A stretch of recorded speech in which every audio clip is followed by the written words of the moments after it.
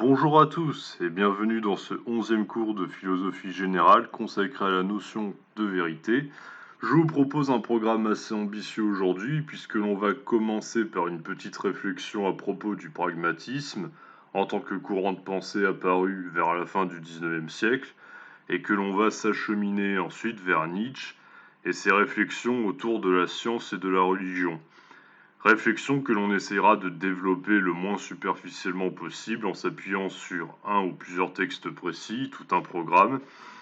Je rappelle au cas où qu'à ce stade de notre réflexion, nous en sommes à nous interroger sur l'utilité comme critère venant fonder de nouveau ce que l'on nommerait comme étant vrai ou faux, puisque l'on a vu la fois précédente que douter ou faire preuve d'esprit critique de manière constante pouvait être inadéquat à la vie elle-même et à l'urgence de la situation.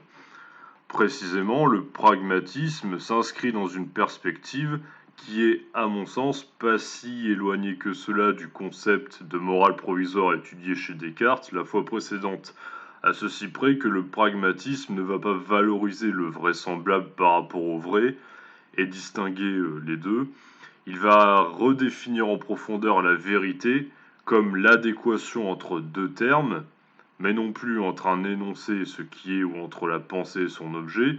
Il va s'agir de l'adéquation entre une idée et l'esprit qui pense cette idée, de la conformité entre l'idée et les effets que cette idée aura sur l'esprit qui la pense. En fait, contrairement à ce que beaucoup s'imaginent, le premier grand théoricien du pragmatisme n'est pas William James, mais un certain Charles Sanders Peirce. William James, c'est le bon pote qui lui a piqué une bonne partie de ses idées, qui les a simplifiées et rendues accessibles à un plus grand nombre. Je ne vais pas développer ici dans le détail la pensée de Peirce ainsi que celle de William James, sinon ma vidéo va encore être super longue et je vais encore faire moins de vues que ce que je mérite d'en faire, mais je vais vous donner la base pour que vous puissiez comprendre quelle influence cette pensée a eu sur Nietzsche et sur la manière dont il a changé en profondeur la conception que nous avions de la vérité jusqu'à présent à partir de tout ceci. Concernant Peirce, c'est très compliqué de vous recommander la lecture d'un ouvrage en particulier, étant donné que j'ai travaillé dessus avec un recueil de ses grands textes en anglais et qu'aucun texte ou presque a été réellement traduit en français. Ce que je vais vous dire de sa pensée, bon par ailleurs Peirce c'est un auteur qui a été plus ou moins oublié, hein. Vous le retrouvez dans un article qui se nomme Qu'est-ce que le pragmatisme et qui n'a pas été traduit, donc vous allez devoir faire confiance à ce que j'ai été en mesure d'en traduire. Vous n'avez pas trop le choix. Si ça peut vous rassurer, je pense pas avoir un niveau absolument dégueulasse en anglais, hein, sans pour autant avoir la prétention d'être parfaitement bilingue. Donc dans la traduction que j'ai pris la peine de faire de cet article, Peirce nous explique, et c'est intéressant, que le vécu d'un individu façonne de façon première sa manière de penser. Il dit que, pour sa part, le fait qu'il ait fréquenté des laboratoires et été proche du milieu scientifique, son père était un mathématicien par ailleurs, a modelé son esprit de sorte qu'il accorde beaucoup d'importance à l'expérimentation dans sa manière de concevoir le vrai. Bref, Peirce reconnaît que le mode de vie et le lieu de travail influent sur notre domaine d'activité et de préoccupation. Il fait également une critique du cartésianisme, pauvre Descartes décidément, non pas de la fameuse morale provisoire qu'on a vue la dernière fois, mais du fameux cogito et du doute comme méthode, puisque selon Peirce, le rapport que l'on a au réel, à ce qui nous entoure, n'est jamais neutre. On appréhende le réel toujours selon un ensemble d'opinions en rapport avec un esprit qui est lui-même façonné par le développement de celui-ci. Faire le vide en soi et douter de tout est impossible car notre pensée est une pensée structurée et modelée par tout ce qui constitue notre vécu, nos habitudes et nos opinions. Et ce moi-là, qui est un moi toujours particulier, il résiste à tout et s'impose à nous. Il n'y a donc pas de vérité objective à chercher car la réalité est pensée de façon négative et abstraite par rapport à l'idée que nous nous en faisons. Elle est ce contre quoi bute notre pensée, ce qui peut nous forcer à restreindre notre pensée et à redéfinir ce que nous en pensons. C'est en ce sens que Peirce est attaché à l'expérimentation dans sa théorie, dans la mesure où pour lui, la vérité reste quelque chose de mobile, quelque chose qui doit être réadapté en fonction de ce que nous éprouvons dans telle ou telle situation, en fonction de notre mise en présence de tel ou tel aspect de la réalité. Vous voyez, c'est là qu'on voit le côté expérimental dont Peirce parle dans le texte que j'ai évoqué. Rechercher la vérité pour Peirce, c'est expérimenter, mais pas une théorie scientifique, car la science n'a pas le monopole de la vérité dans ce cadre précis, c'est faire des expérimentations à l'aide de nos idées. Selon Peirce, rechercher la vérité, c'est justement essayer de fixer son opinion, la rendre stable. Et au plus notre opinion va acquérir une stabilité dans les faits, au plus, eh bien justement, ça sera la marque du fait qu'on est en train d'atteindre la vérité, vous voyez. Si on a besoin de revoir sans arrêt nos opinions, de les remettre en question, c'est que bah on n'arrive pas à se rapprocher de la vérité. Nos opinions et croyances guident nos désirs et règlent nos actes. Pour Peirce, il faut considérer quels sont les effets pratiques produits par l'objet de notre conception. Vous vous rappelez, j'avais fait une vidéo sur l'utilitarisme, enfin très peu de gens l'ont vue, elle est excellente, mais c'est pas grave. J'ai expliqué dans la première vidéo sur 1000 que justement, pour un utilitariste qui, par ailleurs, l'utilitarisme et le pragmatisme s'entendent là-dessus, eh ben c'est pas tellement, on va dire, l'idée qui a de la valeur a priori, c'est l'idée qui va avoir de la valeur à partir de ses effets, vous voyez. Dans le cas de l'utilitarisme, c'est par rapport à la maximisation du bonheur du plus grand nombre, mais dans le cas du pragmatisme, ça va être par rapport à ce que l'idée en tant que telle va m'apporter. En fait, c'est très simple, on a tendance à définir le pragmatique comme celui qui ne s'encombre pas de complications inutiles et va à l'essentiel. Eh bien, le pragmatisme philosophique développé par Charles Sanders Peirce, c'est considérer l'idée non pas en tant que telle dans sa valeur de vérité de façon intuitive ou a priori, mais a posteriori, après coup. Par exemple, j'ai une opinion très précise sur telle ou telle forme de vaccin, je développe cette idée, et je constate ensuite quels sont les effets pratiques de cette idée. Est-ce que cette idée me permet d'être plus heureux dans la vie de tous les jours ou d'agir plus efficacement par la suite? Voilà, et c'est ça le critère qui va permettre de trancher pour savoir si je suis dans le vrai ou dans le faux. Peirce et William James, à sa suite, dans son ouvrage Le pragmatisme, que toutes nos idées sont des opinions qui possèdent une dimension relative, ne serait-ce que parce que la science évolue comme on l'a vu, et que la vérité est souvent confondue avec le vraisemblable, sans parler du fait que notre esprit soit d'ores et déjà façonné par notre vécu et notre propre expérience. Ces opinions sont des outils pour appréhender le réel. Leur valeur de vérité ne repose pas dans leur prétendue objectivité, impossible à atteindre de façon absolue radicale, mais dans leur utilité. William James, dans son ouvrage Le pragmatisme, dit la chose suivante: c'est l'ensemble des effets que l'idée produit sur le sujet qui permet de déterminer sa valeur de vérité. Si ces effets sont nuisibles, il faut remplacer l'idée et la considérer comme fausse. Si ces effets sont profitables, il faut conserver l'idée et la considérer comme vraie. Une idée vraie est une idée qui nous est utile, une idée qui nous fait du bien, une idée qui est en conformité avec notre esprit qui l'a produit. Avec le pragmatisme, développé par ces penseurs américains que sont Peirce et William James, la vérité ne repose plus sur l'adéquation au réel, car cette adéquation est toujours susceptible d'être remise en question, et surtout la manière dont cette adéquation se fait a lieu à partir d'un ensemble d'opinions et de valeurs qui nous sont propres. Je vais naturellement faire plus ou moins confiance aux médias et pratiquer un tri sélectif en fonction de mon degré naturel de méfiance légitime à leur égard, par exemple. Encore une fois, le pragmatisme nous renvoie à nos exigences quotidiennes d'un point de vue concret et quotidien. Ce n'est pas la vérité scientifique qui détient le monopole, mais nos propres vérités pratiques que nous nous constituons nous-mêmes. On parlera de conviction. Ça ne nous avance pas à grand-chose de savoir, par exemple, que la table est un composé de différents atomes, eux-mêmes composés de protons et de neutrons. Tant qu'on est capable de l'identifier à une table et de poser nos affaires dessus, c'est suffisant. Toutefois, On pourrait encore se demander si cette conception de la vérité n'est pas un retour au relativisme que l'on a étudié au tout début de notre série de vidéos sur la vérité et une négligence de l'objectivité proprement scientifique. Vous vous souvenez que Protagoras le sophiste disait l'homme est la mesure de toute chose.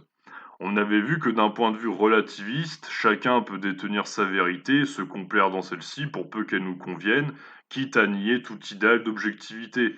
Quelle différence cela fait avec le pragmatisme finalement?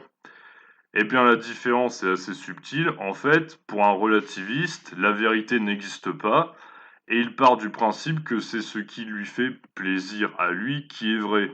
Par exemple, la Terre est plate, Macron est un reptilien, McFly et Carlito sont d'excellents youtubeurs très intéressants, et il ne va pas se soumettre à la contradiction car il estime que c'est ce qu'il pense et qui lui fait plaisir qui est vrai, tandis que le pragmatique part du principe que ce qu'il pense peut ne pas lui être forcément profitable dans ses effets, et doit être soumis à une rectification ultérieure éventuelle. Il y a donc une composante expérimentale qui accepte l'erreur comme étant possible. De plus, le relativiste part du principe que toutes les opinions se valent, le pragmatique non. Seules les opinions qui ont pour effet d'apaiser notre esprit ont de la valeur. L'erreur est donc encore possible, pas pour un relativiste. C'est en ce sens-là qu'on peut pas dire que le pragmatique, il a renoncé à chercher la vérité, vous voyez. Le relativiste, le sophiste, oui, par contre.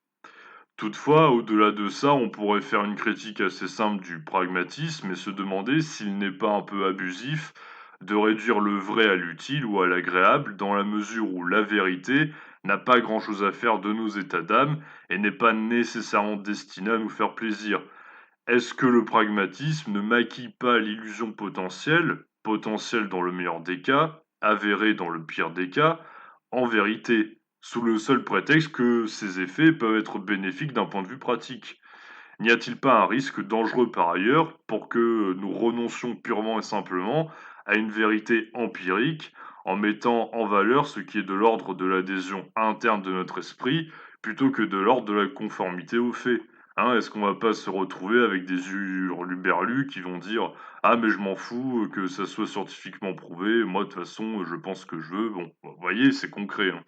Eh bien, Nietzsche va creuser ces nouvelles pistes de réflexion que nous venons d'aborder, mais en plus, il va aller plus loin et le dépasser tout en s'interrogeant sur la place réelle à accorder au savoir scientifique en termes d'importance. Donc Nietzsche va faire quelque chose de fabuleux. Je vais donc m'appuyer à présent sur le gai savoir de Nietzsche, différents passages connus, en particulier ici le paragraphe 344 du gai savoir.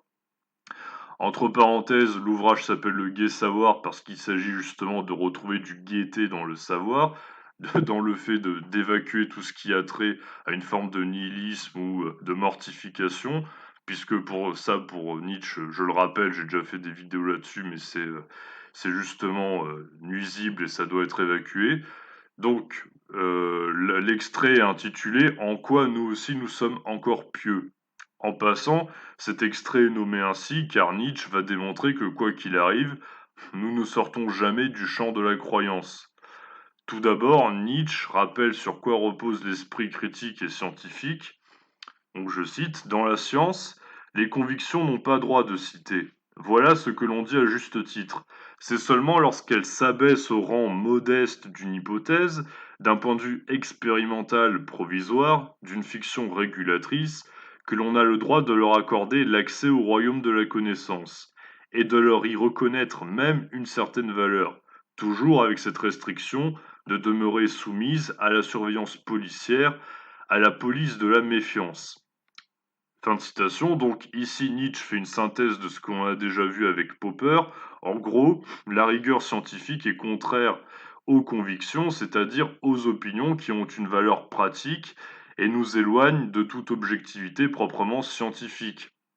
Seules les hypothèses qui se prêtent à une réfutabilité et à un contrôle de l'expérimentation sont acceptées car elles permettent à la science de progresser. Rien de neuf sous le soleil pour l'instant dans ce que dit Nietzsche, si ce n'est qu'il emploie le terme de police de la méfiance, qui paraît un petit peu, on va dire, inquiétant. Mais bon, le choix des mots est pas anodin, puisqu'on va voir que Nietzsche ne va pas dans le sens d'une espèce on va dire, de méfiance permanente. En tout cas, pas dans un sens strictement expérimental et scientifique. Là où ça devient intéressant et là où Nietzsche fait fort, c'est à partir de l'extrait suivant. Je cite: il reste seulement à se demander s'il ne faut pas, pour que cette discipline puisse commencer, donc là, il va remettre en question le fait que la science, justement, fasse preuve d'un esprit vraiment critique. En fait, elle fait preuve d'un esprit critique, mais pas à l'égard de sa propre fondation. C'est ce que la suite du texte va nous montrer. Donc, puisse commencer, qu'existe déjà une conviction, et une conviction si impérative et inconditionnée qu'elle sacrifie à son profit toutes les autres convictions. On voit que la science aussi repose sur une croyance, qu'il n'y a absolument pas de science sans présupposé. Il ne faut pas seulement avoir déjà au préalable répondu oui à la question de savoir si la vérité est nécessaire, mais encore y avoir répondu oui à un degré tel que s'y exprime le principe, la croyance, la conviction qu'il n'y a rien de plus nécessaire que la vérité, et que par rapport à elle, tout le reste n'a qu'une valeur de second ordre. Fin de citation. Que dit Nietzsche ici, c'est que la science repose elle-même sur une conviction originelle, alors même qu'elle prétend se débarrasser des convictions qui minent l'effort d'objectivité en science. On reconnaît bien là l'entreprise de destruction nietzschéenne qui consiste à montrer que ceux qui prônent telle idée sont en fait victimes de ceux qu'ils condamnent. Rappelez-vous du texte que j'avais évoqué à propos de la critique qui faisait des théologiens. Donc pour Nietzsche, dire que la vérité vaut plus que tout et qu'il faut abandonner toute conviction, c'est d'ores et déjà une croyance qui répond à un effet souhaitable en pratique. Une conviction donc, et cette conviction, c'est que rien n'est plus nécessaire que la vérité. Voyez?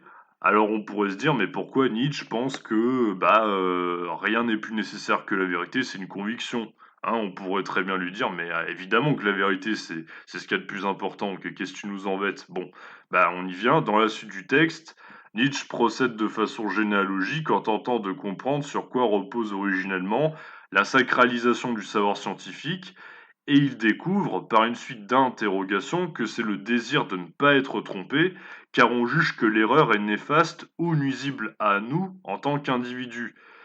Pour le dire autrement, le scientifique, on la lui fait pas. Il sait de quoi il parle, il a des connaissances, et Nietzsche ne le conteste pas. Attention au contresens qui ferait passer Nietzsche pour un petit con arrogant qui va s'amuser à critiquer la science. C'est pas du tout ce qu'il est en train de faire, hein. Et certainement pas à partir des résultats qu'obtient la science. Nietzsche, c'est pas ça qui l'intéresse en fait. C'est pas la rigueur, on va dire, scientifique ou les résultats de la science qui l'intéresse.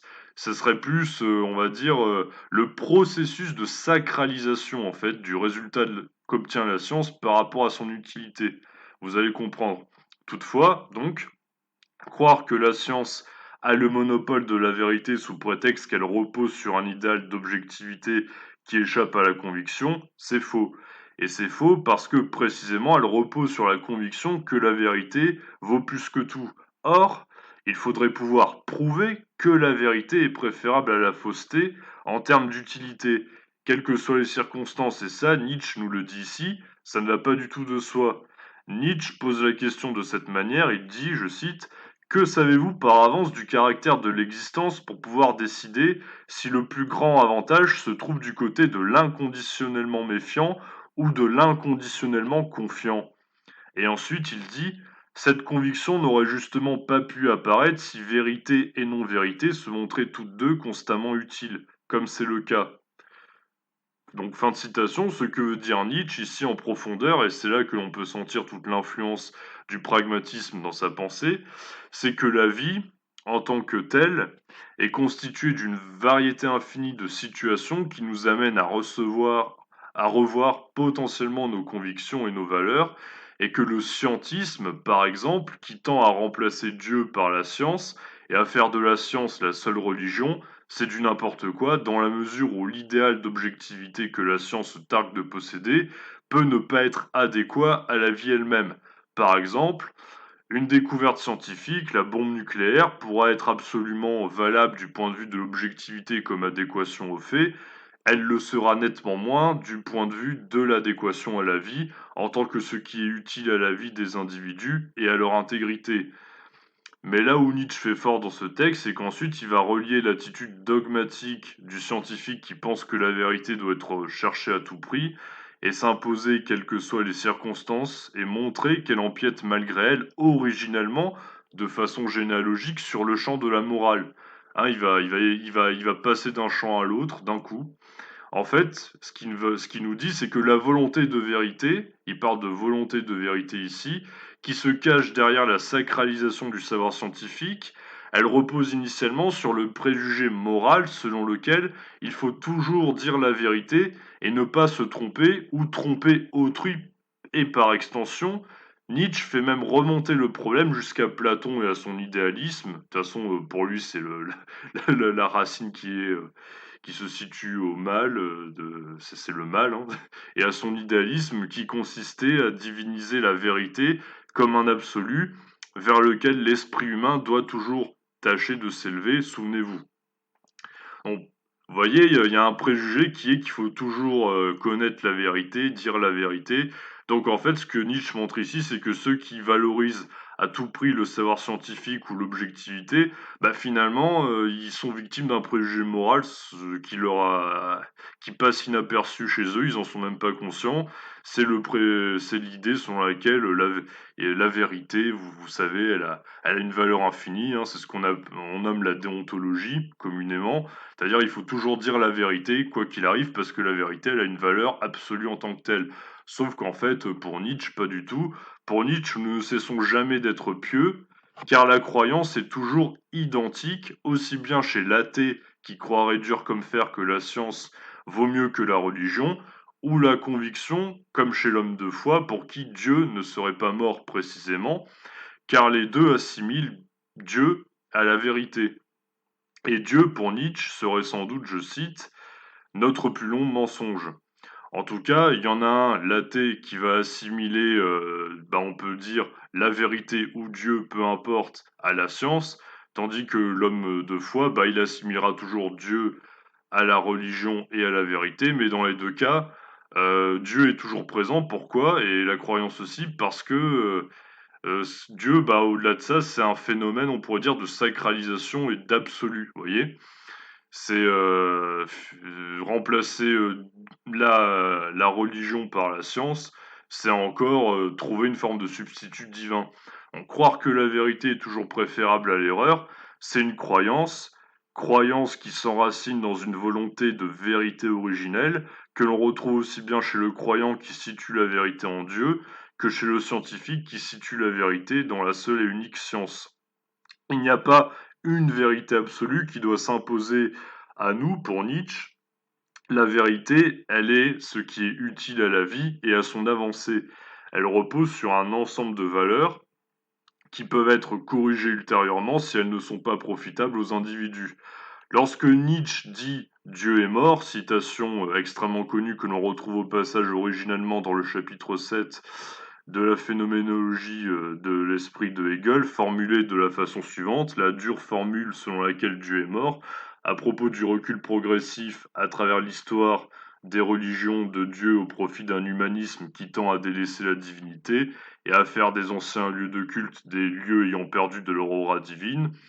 Fin de la parenthèse, Nietzsche ne dit pas que Dieu est mortel et a fini par mourir, évidemment, mais qu'il a fini par périr en tant qu'idée pour un nombre de plus en plus grand de personnes avec l'avancée justement, les avancées scientifiques, l'avancée de la science et l'influence toujours moins forte de la religion par rapport à la vie quotidienne des individus. Dieu qui était attribué à la vérité n'a plus le monopole justement de la vérité, car la science explique de plus en plus de choses et crée une forme de confiance, voire d'arrogance chez l'homme, qui l'amène à renier Dieu, pensant pouvoir arriver au vrai par lui seul.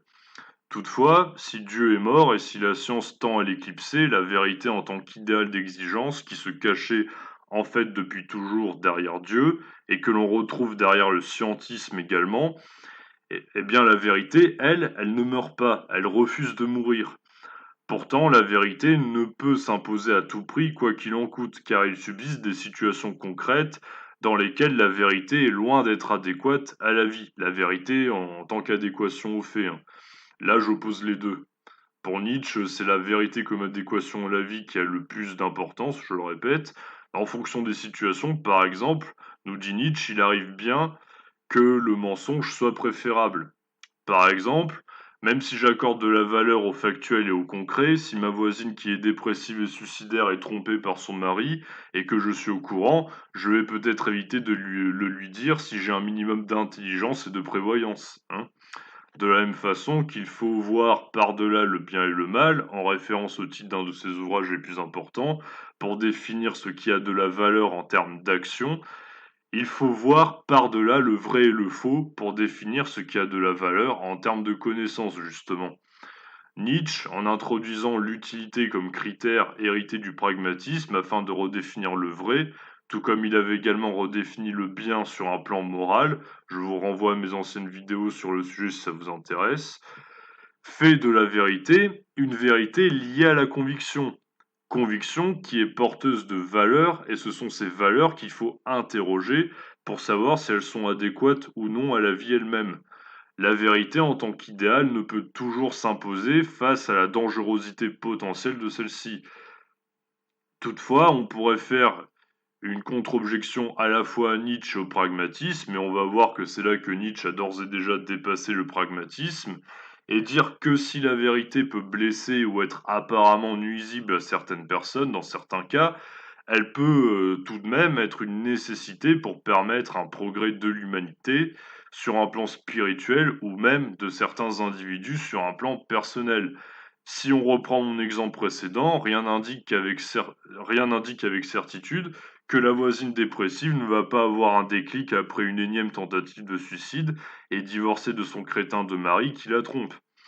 Eh bien, c'est là que Nietzsche possède une pensée propre qui demeure distincte du pragmatisme, bien que similaire en apparence, c'est qu'il montre que ce n'est pas le bonheur la finalité suprême à laquelle on doit accéder par le biais de notre vérité propre, sous la forme de valeurs et de convictions, mais la joie. Et la joie, chez Nietzsche, ce n'est pas le bonheur, qui n'est qu'un simple agrément lié à la satisfaction de différents besoins ayant pour effet de ramollir les instincts combatifs des uns et des autres, c'est ce qui résulte de la résistance à un effort ou à un obstacle, ce qui, dans le fond, accepte la souffrance comme une nécessité qui doit être dépassée dans l'effort, et la joie qui est ressentie en retour, elle a plus de valeur que tout car elle permet l'accomplissement personnel de façon durable. Pour le dire très simplement, la vérité scientifique et objective ne constitue pas un idéal qui doit s'imposer en toutes circonstances, certes, mais ce n'est pas le bonheur, créant une forme d'insouciance et d'oisiveté dangereuse, qui doit se substituer à cette vérité-là non plus. Vous voyez, c'est ça la subtilité de Nietzsche qu'il faut prendre en compte pour pas faire de contresens. La vérité dans certaines situations précises peut être préférable au mensonge ou à l'erreur, et inversement. C'est la diversité des situations vécues qui doivent nous prescrire ce qui doit être considéré comme vrai en vue d'un plus grand bien à venir, et ce plus grand bien réside dans la joie que l'on peut ressentir en ayant fait l'épreuve d'un aspect désagréable de la réalité et d'une vérité objective portant sur celle-ci. L'expérience de la trahison, par exemple, dont on peut ressortir grandi ou plus fort qu'avant. Pour compléter notre réflexion nietzschéenne sur la vérité, on pourrait tout de même se dire comment savoir quand la vérité qui demeure avant tout l'adéquation à la vie et à l'accroissement de puissance qui la caractérise est bel et bien présente à notre esprit. Comment savoir si nos idées et valeurs nous sont réellement profitables et vectrices d'une joie s'inscrivant réellement dans le long terme, plutôt qu'un simple apaisement momentané dont le caractère illusoire pourrait ne pas être si bénéfique que ça, hein? Comment est-ce qu'on va distinguer les 2? Sur un plan strictement empirique? Eh bien, Nietzsche donne un critère, discutable certes, mais intéressant. Il s'agit du corps, car Nietzsche fait reposer sa conception du vrai sur des bases physiologiques également. En effet, ça vaut aussi pour Nietzsche, mais ce dernier n'est pas un vulgaire relativiste, dans la mesure où toutes les vérités ne se valent pas et où il est possible d'établir si une vérité en est une à partir de l'état du corps de celui qui a généré l'idée en question. En effet, Nietzsche a fait sien une idée géniale et fondamentale que l'on retrouve originellement chez Hobbes puis Schopenhauer surtout, c'est que l'on ne pense pas indépendamment de son corps. Pour Nietzsche, tout comme Schopenhauer, on pense avec le corps, ça veut dire que nos idées ne sont que le prolongement de notre corps et de son état de santé.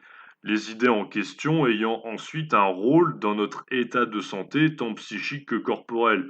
Par exemple, avoir des idées noires ou des pensées nihilistes ou pessimistes ne va pas améliorer pour Nietzsche votre état de santé. Il va nécessairement l'affaiblir et affaiblir votre état de santé au niveau corporel.